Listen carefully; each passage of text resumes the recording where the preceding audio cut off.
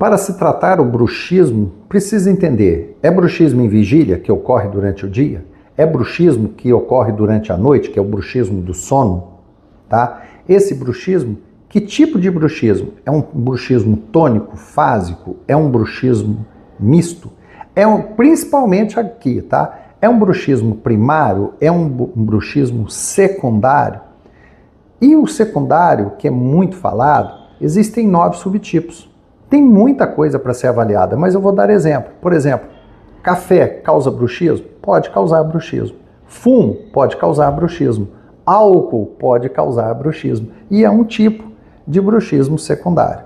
E assim vai. Pessoas que tomam remédios para ansiedade, como fluoxetina, duloxetina, sertralina, que são inibidores de recaptação de serotonina, também podem causar bruxismo? Pode.